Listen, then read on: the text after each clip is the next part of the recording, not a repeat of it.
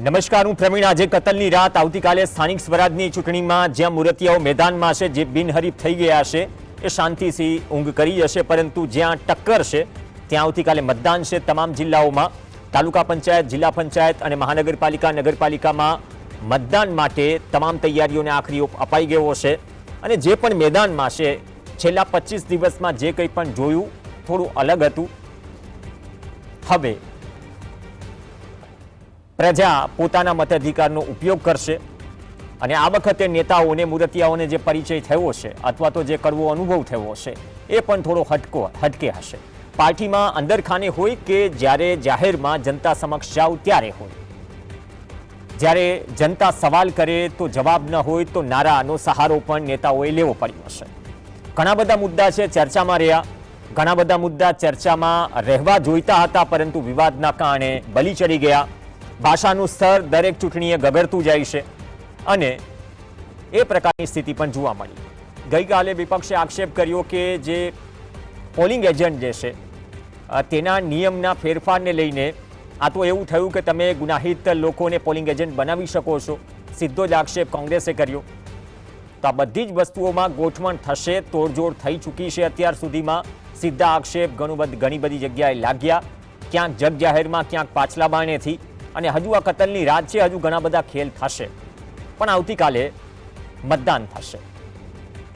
જે પરિસ્થિતિઓમાંથી ચૂંટણી પસાર થઈ, ક્યાંય લાગ્યું જ નહીં કે જનતાના મુદ્દા આમાં મોટા ભાગે ચર્ચાયા હોય, કેમ કે 5 વર્ષનો હિસાબ માંગો અને એ નેતા પાસે જવાબ ન હોય તો કયા મોઢે મત માંગવા આવે છે, અથવા તો અભ્યાસ વગર મત માંગવા આવે છે, અથવા તો કામગીરી કર્યા વગર મત માંગવા આવે છે, એ પ્રકારની સ્થિતિ પ્રસ્થાપિત થઈ। આમાં કોઈ બાકાત નથી, દરેક પાર્ટીમાં આંતરિક ખેંચતાણ છે અને એકબીજાને ખરાબ ચિતરવામાં જે હોડ જામી છે, તે જે સ્તર નેતાઓ અને પાર્ટી પોતે નીચું લઈ ગયા છે, તે કેવો સંદેશ આપે છે મતદારોમાં એ જોવાનું છે। પણ આજનું ટાઇટલ જે પોપટ પાંજરામાં છે તેનું કારણ એ છે કે જે જનતાના અસર કરતા મુદ્દાઓ છે, જે તમારી સામે ચાલી રહ્યા છે, એમાં સામાન્ય વર્ગ, મધ્યમ વર્ગ, યુવાન, ખેડૂત કોઈ બાકાત નથી। એ બધા જ મુદ્દે ક્યાંક વિપક્ષના નેતાઓ ઇસ્ત્રી ટાઈટ જબ્બામાં કરતલી પણ પડવા દેતા નથી અને કહીએ છીએ કે અમે લડીએ છીએ। ગણ્યા ગાંઠિયા લોકો લડે છે। જે મુદ્દો 20, 25, 30 જિલ્લા કે પોણા ગુજરાતનો હોય, એ મુદ્દે જો જમીની સ્તર સુધી લોકોમાં રોષ હોય તો એ મુદ્દે લડાઈ લડાવી જોઈએ અને સરકારે પણ સીધી રીતે જે તે પાર્ટી પાસે નિયમ અનુસાર કામ કરાવવું જોઈએ। જેમ કે વીજ લાઈન છે, ખાતરના ભાવ વધી ગયા પણ કોઈ બોલવા તૈયાર નથી। જમીન માપણી હજુ ભૂલ ભરેલી છે, ડીએલ એલઆરની જે કચેરીએ ધક્કા લોકો ખાય છે, એમાં અધિકારીઓ પણ બાકાત નથી। તો એ ભૂલો હજુ નથી સુધરી, એ ભૂલો હજુ નથી સુધરી તો સરકારી કે અન્ય પ્રોજેક્ટમાં જે સંપાદનમાં જમીન જાય છે એમાં પણ આઠી ઘૂંટી પેદા થાય છે। એ જે મૂળ ગૂંચવતા પ્રશ્નો છે, લોકોના પગના તળિયા, ચપ્પલ, બૂટ ઘસાઈ જાય છે। તો મૂળ મુદ્દા પ્રધાનમંત્રી ફસલ બીમા યોજના, પશ્ચિમ બંગાળમાં ચૂંટણી ચાલી રહી છે। પશ્ચિમ બંગાળ અને ગુજરાતમાં એક સામ્યતા એ છે કે બંને રાજ્યોમાં આ યોજના નથી। રાજ્ય સરકાર આ યોજનાની સફળતાપૂર્વક અમલવારી ન કરાવી શકી। ખરીફ 2019 પછીથી આ યોજના બંધ છે। એના રિપ્લેસમેન્ટમાં જે યોજના લાવવામાં આવી, મુખ્યમંત્રી કિસાન સહાય યોજના, વિજય રૂપાણી સ્વર્ગસ્થ મુખ્યમંત્રી, પૂર્વ મુખ્યમંત્રી, એ યોજના આજ દિન સુધી અમલમાં નથી આવી। 1 રૂપિયો પણ આ યોજના અંતર્ગત ચૂકવાયો હોય તો સવાલ કરજો। અને સરકાર 10,000 કરોડના પેકેજની વાહવાહી લૂંટી રહી છે। જો આ બંને યોજના હોત તો કદાચ અલગથી પેકેજ જાહેર કરવાની જરૂર ન પડી હોત। જરૂર એટલા માટે પડી કેમ કે તમારી પાસે યોજના નથી। અને આપણે લાંબા ગાળાના આયોજનની વાત કરીએ છીએ। ત્રીજો મુદ્દો, વીજ લાઇનમાં જે નિયમોનો ઉલાળ્યો થઈ રહ્યો છે, એ ઉલાળિયા સામે બધા જ નેતાઓ મુખ પ્રેક્ષક છે। વિપક્ષના ચોક્કસ નેતાઓ બોલે છે, સત્તા પક્ષના તો બોલવા તૈયાર નથી। વિપક્ષમાં બધા જ આવી ગયા, આમ આદમી પાર્ટી અને કોંગ્રેસ। કોંગ્રેસના અમુક નેતાઓ લડી રહ્યા છે, આંદોલન ચલાવ્યા, પણ પ્રદેશ નેતૃત્વ જોઈ તેટલું મેદાને ન ઉતર્યું એવો કાર્યકર્તાઓમાં જ ગણગણાટ છે, કેમ કે આ દરેકને અસર કરતો મુદ્દો છે। એ મુદ્દાઓ તમે ચૂંટણીમાં ક્યાંય જોયા અથવા ટીવી માધ્યમોમાં જોયા 25 દિવસમાં? અટકેલી એમએસપી ગેરંટી, 60,000માં 5 ટ્રેક્ટર, નબળી મગફળીનો વહીવટ થાય છે, કોને પૈસા પહોંચાડાય છે, થોકબંધ ઓડિયો ક્લિપો ફરી રહી છે। કાર્યવાહી શું થઈ તેનો જવાબ નથી। કેમ કે ટેકાના ભાવનો પ્રશ્ન દર વખતે હોય છે. ભૂલ ભરેલી જમીન માપણી જેના કારણે પ્રશ્નો ઊભા થયા, હજુ સોલ્વ નથી થયું. હજુ રાજ્ય સરકારના પ્રવક્તા મંત્રી કે સરકાર કહેવાના મૂડમાં નથી કે અમે બધું જ ઠીક કરી દીધું, કેમ કે એ પ્રશ્ન પણ ચાલી રહ્યો છે. ખાતરની વિતરણ વ્યવસ્થાની જે વાત કરી, ભાવ વધારો તો છે જ, પણ વિતરણ વ્યવસ્થામાં દર વખતે જે સમસ્યાઓ સર્જાય છે એનું આયોજન બહેતર રીતે અમે કરીશું. કદાચ એક પણ વ્યક્તિએ જો આ વાત કરી હોત તો માની શકાયું હોત કે પ્રયત્નો થઈ રહ્યા છે, પણ સંભવત પબ્લિક ડોમેનમાં બહુ ઓછા નિવેદન છે. ખાનગી શિક્ષણ જે ગજા બહાર છે મધ્યમ વર્ગના, સરકારી સ્કૂલને તાળા લાગી રહ્યા છે, ઓરડાઓ ખડબડી ગયા છે, ઓરડાઓની ઘટ છે, કાયમી સમયસર અને પૂરતા શિક્ષકો અને સરકારી વિભાગમાં જે ભરતી છે એ નથી થઈ રહી. એટલા માટે જ 5-5 વર્ષથી ગાંધીનગરમાં યુવાનો તૈયારી કરી રહ્યા છે. પ્રાથમિક સુવિધાઓ, ગંભીરા બ્રિજમાં એક ગાળો તૂટ્યો હતો, એનાથી ખબર પડી ગઈ કે આ બધા જ વિકાસના કામોમાં જે ભ્રષ્ટાચાર કે કમિશનનો ગાળો છે એ કેટલો મોટો છે. વિકાસના નામે મત મંગાય છે, પરંતુ વિકાસની ગુણવત્તા કોણ ચેક કરે છે એ સવાલ પણ ઉઠે. તો એ વિશ્વાસ અપાવવો પડશે. માત્ર એક પક્ષ નથી, પરંતુ જવાબદેહીમાં જો ત્રણેય પક્ષ અને ત્રણેય પક્ષના નેતાઓ, સત્તા પક્ષ અને વિપક્ષ, જો પાંદરે પુરાયેલા હોય જનતાના સવાલો સામે, તો પછી 5 વર્ષે તો પાંજરામાંથી બહાર આવો. કોઈ સવાલ પૂછે તો ખોટું ન લગાડો. તમે પણ માણસ છો અને જવાબદારીવાળા પદ પર બેઠા છો. તો આવતીકાલે ચૂંટણી થશે, પ્રચારના દિવસો ગયા, ક્યાં શું સ્થિતિ છે, સૌરાષ્ટ્ર, કચ્છ, ઉત્તર ગુજરાત, મધ્ય ગુજરાત, બધી જ જગ્યાએ, દક્ષિણ ગુજરાત. 3 ખાસ મહેમાન આપણી સાથે જોડાશે.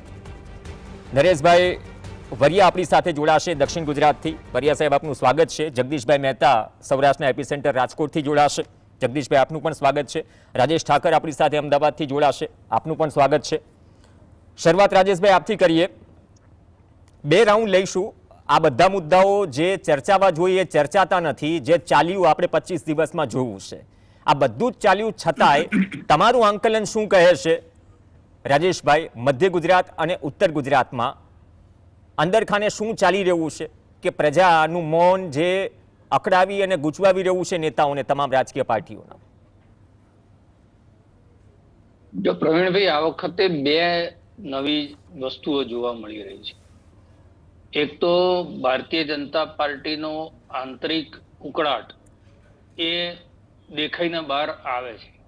એ પછી એક ડેમેજ કંટ્રોલ કરવાની પ્રક્રિયા ભારતીય જનતા પાર્ટીમાંથી થાય છે. આ વખતે પણ એ થયું.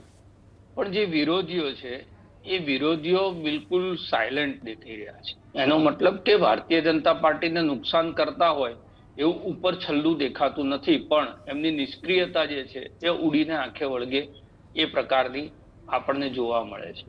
બીજા જે દ્રશ્યો જોવા મળ્યા, ખાસ કરીને અમદાવાદ જેવા શહેરમાં કે જ્યાં ભારતીય જનતા પાર્ટી જે છે એ 85% સ્ટ્રાઇક રેટ સાથે વિજયી થઈ હતી, એમાં અમદાવાદ પશ્ચિમ જેવા ગઢ જેવા વિસ્તારમાં કે જ્યાં કોંગ્રેસને ડિપોઝિટ બચાવવી પણ અઘરી પડતી હોય, ત્યાં પ્રજાનો રોષ, જ્યારે કાઉન્સિલરો વોટ માંગવા માટે ગયા, અત્યાર સુધી પ્રજા બોલતી નથી, પણ આ વખતે 10 દ્રશ્યો રાણી, ઓડકદેવ, થલતેજ, ગોતા, આ બધા વિસ્તારોમાંથી જોવા મળ્યા કે જેમાં પ્રજાએ એમના કાઉન્સિલરોને કમસે કમ સવાલ પૂછવાનું શરૂ કર્યું છે.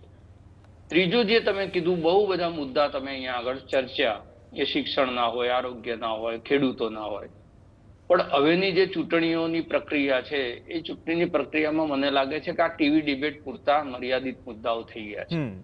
ન તો સત્તા પક્ષ એ મુદ્દાઓને ચર્ચવા દે છે, ના તો વિપક્ષ જે છે એ મુદ્દાઓ ઉપર અડીગ રહેવાની કોશિશ કરે છે. 2 વસ્તુ થાય છે. દાખલા તરીકે પહેલાના 4-5 દિવસ જે ચૂંટણી પ્રક્રિયા શરૂ થઈ એના બિનહરીફ વાળા મુદ્દામાં બધી ચર્ચાઓ ચાલી. એ પછી કોકે ખાડિયાને પાકિસ્તાન નહીં બનવા દઉં એનો હુંકાર કર્યો એટલે એની ચર્ચાઓ ચાલી. એ પછી અત્યારે સુરતની અંદર જે ચર્ચા ચાલે છે એ કાલે જે કાંડ થઈ ગયો એની. એટલે જે તમે બેઝિક મુદ્દાઓ કીધા કે જેના આધાર ઉપર સ્થાનિક સ્વરાજની ચૂંટણી લડાવી જોઈએ, અને માત્ર સ્થાનિક ઉમેદવારો, પક્ષ પણ નહીં અને નેતા પણ નહીં, સ્થાનિક ઉમેદવારો, તમારો નગરસેવક એ કેવો છે, 4માંથી કયો માણસ તમારા દરવાજે તમે કામ કીધું ને આવ્યો તો, આટલી સાદી સમજ સાથે આનો પ્રચાર થવો જોઈએ ને એના પ્રમાણે એનું મતદાન થવું જોઈએ. પણ આ પ્રક્રિયા છેલ્લા ઘણા બધા સમયથી બંધ થઈ ગઈ છે, અને એટલે એની અંદર બધા મુદ્દા બળી જતા હોય છે. એ ધાર્મિક મુદ્દા પણ એની અંદર ભળી જાય, જાતિગત મુદ્દાઓ પણ ભળી જાય. પણ તમે જ્યાં સુધી સવાલ કર્યો છે કે ઉત્તર ગુજરાત અને મધ્ય ગુજરાતનો, તો ઉત્તર ગુજરાતમાં એક ત્રીજું ફેક્ટર છે કાસ્ટ પોલિટિક્સનું, અને એમાં ઠાકોર, ચૌધરી અને પાટીદાર આ ત્રણ સમૂહો જે છે એ ઉત્તર ગુજરાતની રાજનીતિમાં સૌથી વધારે મહત્વના છે. એમાં કોંગ્રેસે જે છે એ ઓબીસી રાજનીતિ તરફ પોતાનું જે છે એ લક્ષ્ય વધારે રાખ્યું છે, અને એના પાસે હજી પણ ઉત્તર ગુજરાતમાં લોકલ નેતૃત્વ છે. લોકલ નેતૃત્વ એટલે બનાસકાંઠા જિલ્લો છે તો ત્યાં જ્ઞાનીબેન તમને મળે, પાટણમાં આવો તો ચંદનજી ઠાકોર મળે. એવી રીતે એમની પાસે ગ્રાસરૂટના નેતાઓ એ ઉત્તર ગુજરાતમાં છે. એમના થકી આખી ચૂંટણીનું આયોજન કરવાની કોશિશ કોંગ્રેસે કરી છે. આમ જોવા જાવ તો એમના જે પ્રદેશ નેતાઓ છે, જે મુખ્ય 5-6 નેતાઓ કહેવાય, આખા ગુજરાતનું પરિભ્રમણ કરી નાખ્યું હોય અને તમને બધે દેખાયા હોય એવું બહુ જોવા મળ્યું નથી. અમિત ચાવડા એનું રજવાડું સાચ્યું, ખેડા જિલ્લાની અંદર ભરતસિંહ અને અમિત ચાવડા એનાથી બહાર બહુ નીકળતા ના દેખાયા. પરેશ ધાનાણી તો એમનું અમરેલી વાળું રજવાડું પકડીને બેઠા. એટલે લોકલ નેતૃત્વને એમનું જે ઝોન જ્યાં એ લોકો મજબૂત છે એને સોંપી, અને એટલે એક પ્રકારની ડિસેન્ટ્રલાઇઝ પોલિસી કોંગ્રેસે અપનાવી છે. જોવાનું એ છે કે દર વખતે એવું આપણે કહીએ છીએ કે ભારતીય જનતા પાર્ટીનો આંતરિક અસંતોષ છે ભારતીય જનતા પાર્ટીને બુથ મેનેજમેન્ટમાં નડતો નથી, કે બીજેપીએ એક એવું મિકેનિઝમ ઊભું કરી દીધું છે કે જેની અંદર આ બધી વસ્તુઓ જે છે આખરે મેનેજ થઈ જતી હોય. ઓકે, એટલે આ વખતે પણ એ પ્રકારની સ્થિતિ છે. તમે જે રજવાડું સાચવવાની વાત કરી, ક્વિક રિસ્પોન્સ જોઈએ છે, એ માઇક્રો મેનેજમેન્ટ થઈ જશે, અથવા તો કોંગ્રેસમાં જે રજવાડું સાચવવાની વાત કરી એ બે જગ્યાએ આ સ્થિતિ છે. એટલે બે વસ્તુ જોવા મળે છે. એટલે કોંગ્રેસે શું કર્યું છે કે જેના પોકેટ છે, પોકેટની અંદર એને એની તાકાત બતાવવાની. હવે રિઝલ્ટ મળ્યું ના મળ્યું એટલે નેતાનું પણ માપણી થઈ જાય. બીજી તરફ ભારતીય જનતા પાર્ટીનો આંતરિક અસંતોષ છે એ હવે ગ્રાઉન્ડ લેવલ ઉપર સાયલેન્ટ મોડમાં દેખાય. જો હું તમારી સાથે દુશ્મની હોય ને બે ગાળ દઈ દઉં, તમને ખબર પડી જાય મારા મનમાં શું છે, પણ હું કશું બોલું નહીં, ત્યારે મૂંઝવણ વધારે ઊભી થાય. આ પ્રકારની આ વખતની સ્થિતિ છે એ થોડુંક નવું છે. ઓકે, એ નવું છે. જગદીશભાઈ, તો ત્યાં શું નવું છે રાજકોટ સહિત મેઇન સેન્ટર્સ પર સૌરાષ્ટ્રના? જે સુસુપ્ત અવસ્થાની વાત કરીએ અથવા તો આંતરિક ખેંચતાણ છે, પણ ચૂપચાપ એ પ્રજા હોય કે પછી જે નારાજગી હોય દરેક પાર્ટીમાં આંતરિક, શું નવું છે આવતીકાલે મતદાન પહેલા? પ્રવીણભાઈ, નવું ઈ છે કે જે ભારતીય જનતા પાર્ટીને અગર ભારતીય જનતા પાર્ટી જ ન નડે તો કઈ વાંધો નથી. સૌથી મોટું સેટબેક અગર કોઈ હોય તો એ આ છે, જેને એન્ટી એસ્ટાબ્લિશમેન્ટ કહેવામાં આવે છે.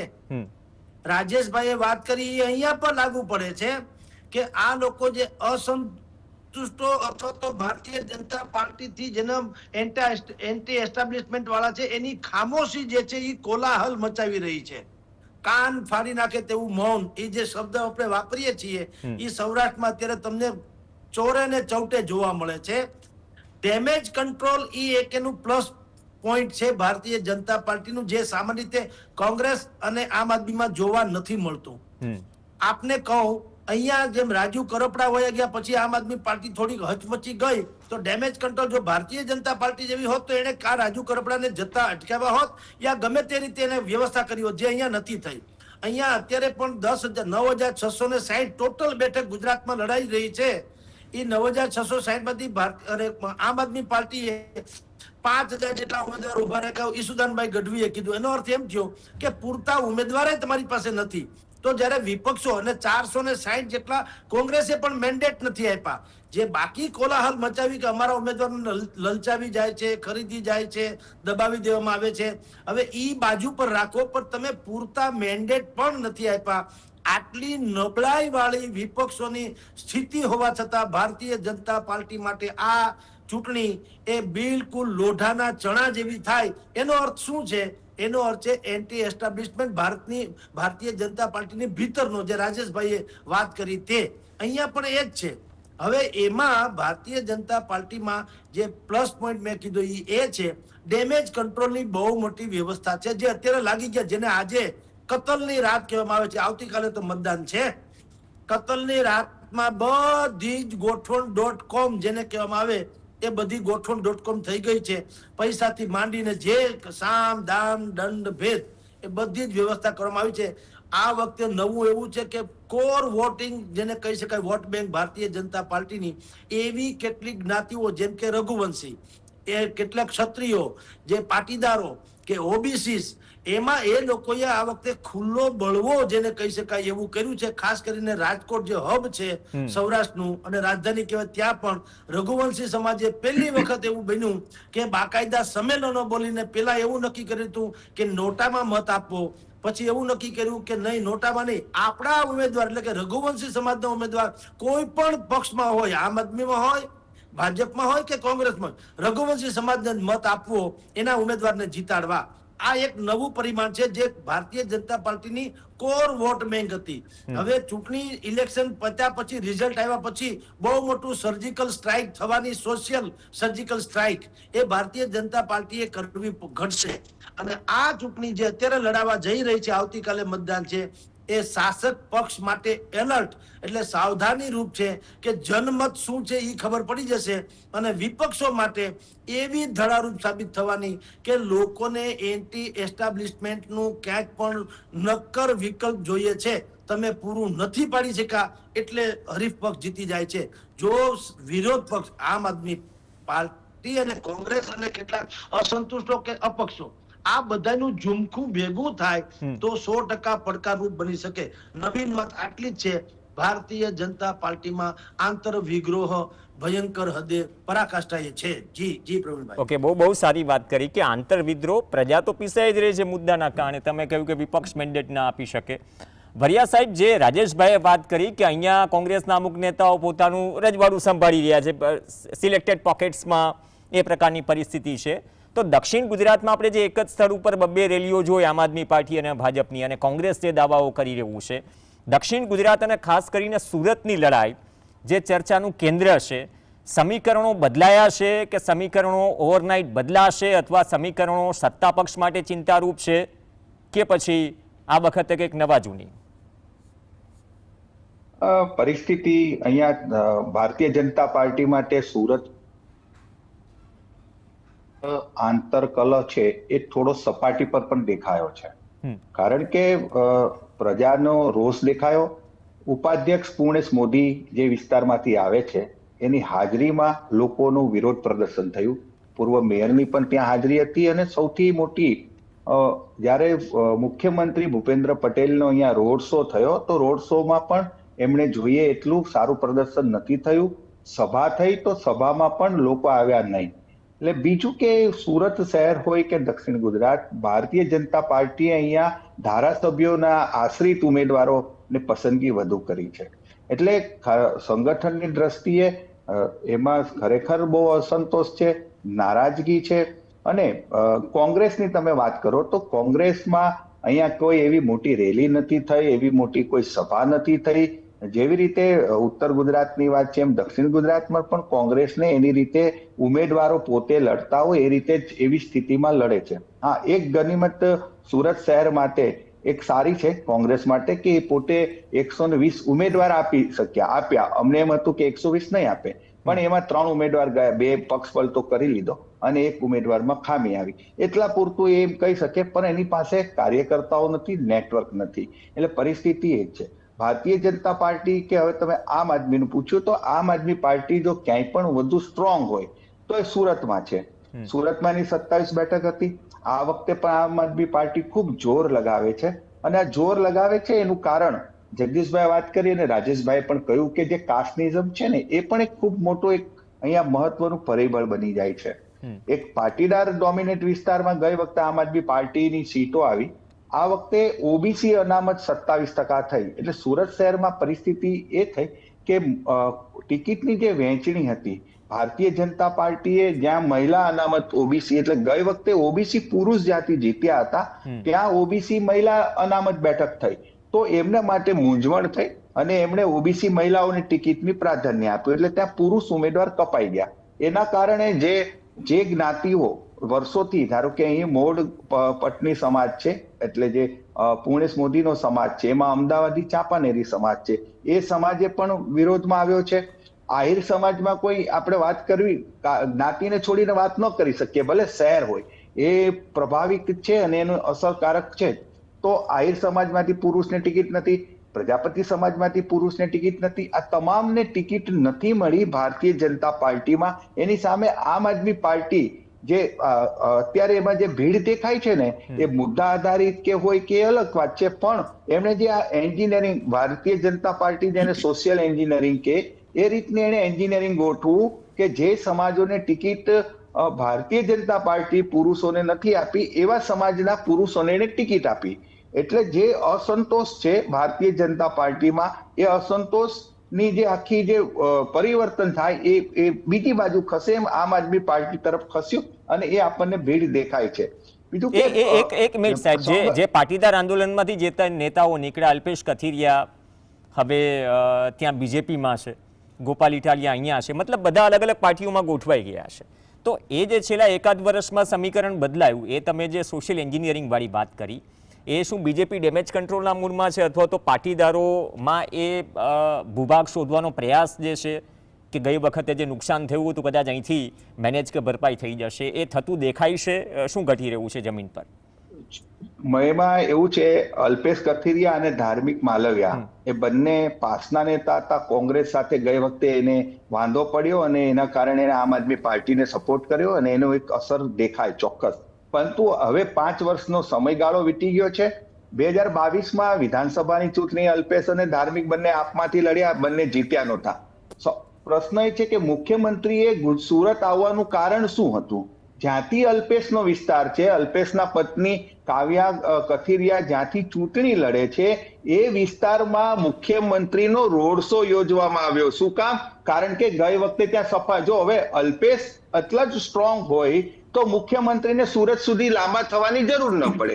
એ પહેલા અહીંયા પરસોત્તમ રૂપાલાની સભા થઈ ગઈ, મનસુખભાઈ માંડવે આવી ગયા. એટલે સુરતની અંદર તમારે જે સમીકરણો છે, પાટીદાર સમાજના આંતરિક સમીકરણો, એ પણ બેલેન્સ કરીને એને પ્રયત્ન કરી જોયો, છતાં પણ ન થયું. એટલે જે અપેક્ષા કે જે બાબતથી અલ્પેશ કથિરિયા કે ધાર્મિક માલવિયા અને એમાં લેવામાં આવ્યા, પણ જે પ્રકારે આખું પવન કે જે પ્રકારનું એમને જે જોઈતું હતું એ એમને પ્રતિસાદ નથી મળ્યો.